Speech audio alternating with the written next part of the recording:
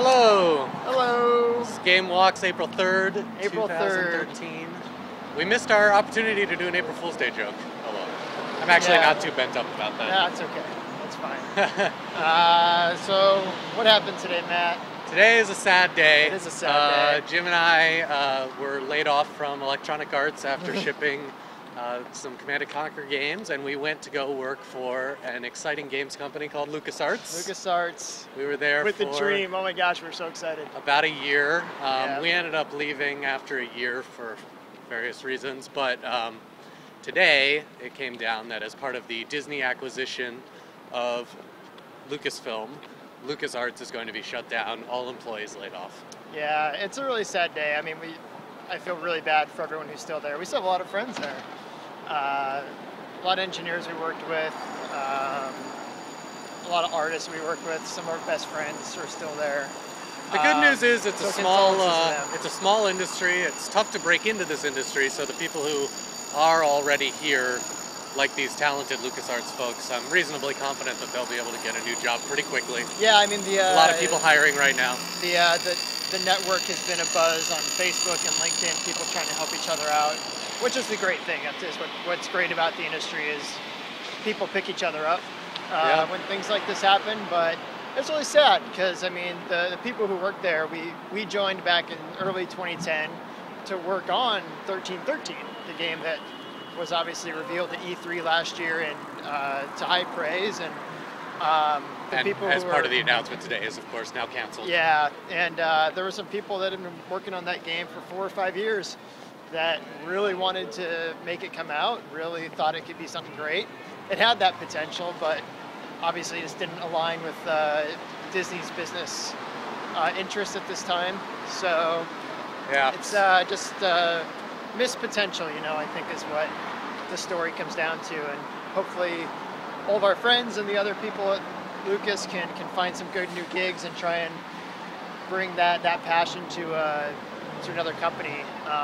It was also just a sad day for the industry. I mean, yeah, we have an interesting perspective there because we were working on a game and we knew what was going on at LucasArts. But I think for most people who are just fans of the games industry, gamers, there hasn't been a great LucasArts game in a long time. So I think a lot of people are just remembering back to the golden age of LucasArts, not what we experienced a few years ago. I mean, we're about, well, I'm 30.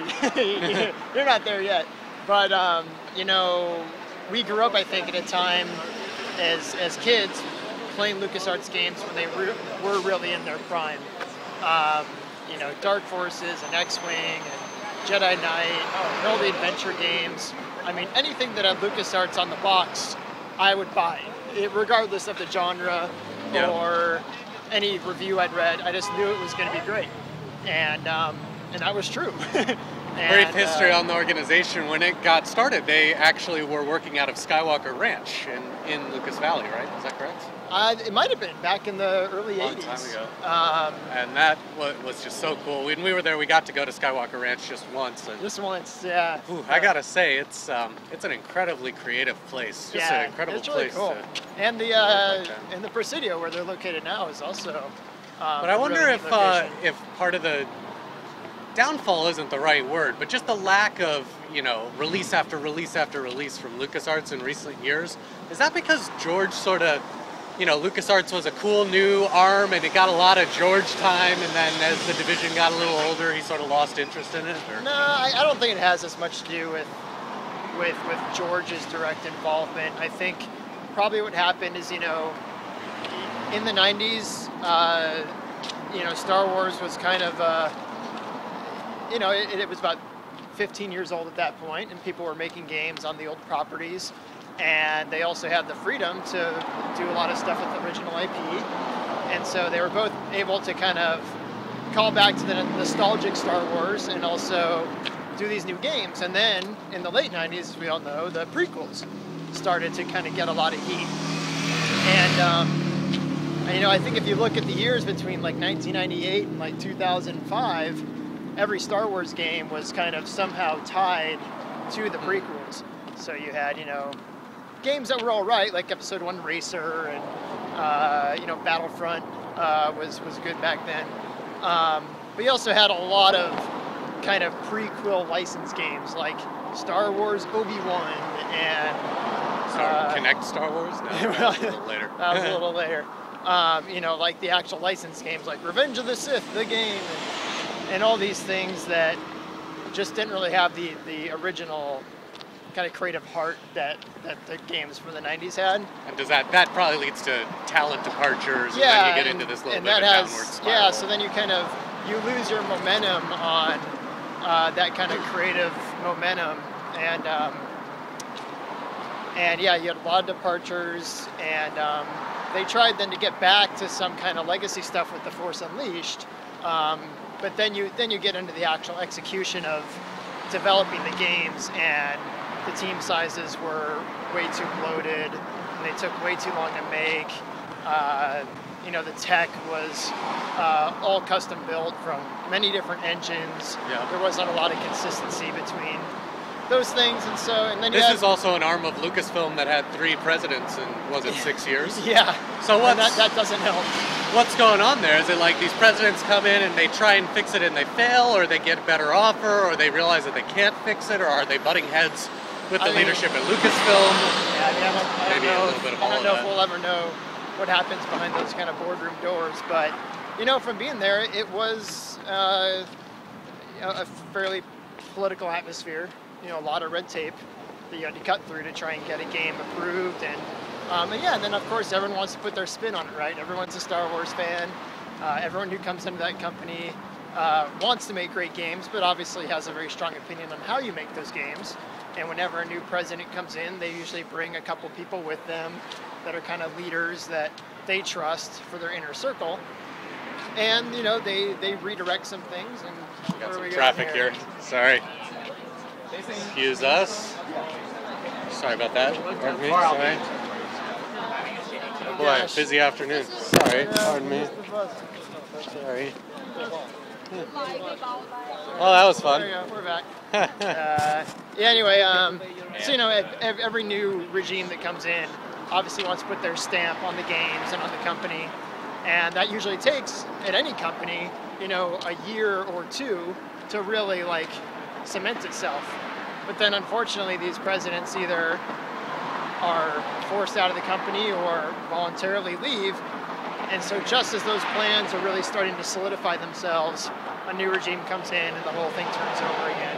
Yeah. So it's just, it's really tough to kind of run a company that way, and allow the teams just needed, I think, a bit more autonomy to kind of do what they want to do, which is make great games. I overheard a little bit of, I guess you could call it gallows humor around layoffs in the games industry, not specific to LucasArts, but the guy was saying, you know, when you ship a huge game, big, bloated, expensive game, and it's a failure, everybody gets laid off. But also, when you ship a huge game, big, bloated team, and it's a huge success, everybody gets laid off. That's certainly true about our industry, though, I think. We've seen it happen a couple of times, and it's a tough business right now for console games, because they just cost a lot to make. And if you have, you know, a 100-person team working on a game and it ships, and now you don't have anything in the pipeline, and you've got 100 people burning on, you know, the concept of your next 3-year project, that's a lot of people to take care of. It does seem like careful and smart planning. You could, you know, have a small team cooking up a concept while a big team is finaling a game. And I think that's what the best studios do. So if you look at studios like, you know, I don't think Naughty Dog's had layoffs forever, or, I mean, that I can recall. They've been consistently putting out games every 2 to 3 years, and I'm sure that they start pre-pro well before one of the previous games is shipped. So I think there are studios that definitely do it right and have that discipline. But when you look at it, you know, those are teams that have worked together for 10 or 15 years. And they can complete really each other's awesome. sentences at that Exactly, point. and that's just awesome because they know each other's strengths. They know how to have that culture. And in comparison, if you have teams that are getting laid off and there's lots of turnovers at your studio, it's really hard to get a consistent clip going, because that knowledge leaves with everyone who turns over. Yep. So it's almost like it's like just a downward spiral once you fall into that pattern of kind of ship, layoff, hire a bunch of people, ship, layoff, hire a bunch of people. You never get to establish those good processes. It's not something that's easy to solve either. No, it's not. Eventually, maybe you get lucky and you get a mega hit that brings in so much money and so many royalties that you can afford that you can sustain that team, or you get an extension of your dev cycle so you can do more pre-pro with that team ahead of time and get yourself out of that rut. Yeah. But it's a tough business right now, and hopefully from the ashes new studios will rise, and yep, new this talent's all going to get scattered. Yeah, and new cultures will be invented, and we'll see what happens with Star Wars too. Yeah. Sounds like they're going to become more of a licensing house. What do you think about George's decision to sell the company to Disney? I think it was a good decision for him. I mean, he wanted to make sure that the Star Wars brand and its legacy were in the hands of people who would take care of it. Disney had proven they could do that with Pixar and with Marvel. And obviously it wasn't about the money for him, because very generously he donated pretty much all of it to charitable causes. Yeah. So he also tried to take care of the people who were working at LucasFilm at the time. I don't think it was ever disclosed, but we heard rumors of cash bonuses for longtime employees at the time of the sale, people getting iPhones and iPads, and I'm sure that these LucasArts guys are going to get a severance package. Yeah, I don't know any of the details of those or the severance, but I'm certainly hoping they're all taken care of. I'm sure this isn't what George would want for LucasArts. Want for LucasArts. I mean, but it does he helped lead that company for almost over 30 years, I think, and but I think he also wants to make sure that the Star Wars brand and the IP continues to flourish. And unfortunately, it's just LucasArts internally right now wasn't probably the best place to have those games, any future games. But Disney is going to do a good job of managing the licenses and turning this into a licensing house, like you said. Well, Lego Star Wars games, movie tie-ins. I mean, we hope, right? Well, they're the type of company that I think can do that. Yeah, I mean, obviously on their movie properties and TV, they have a lot more experience with that.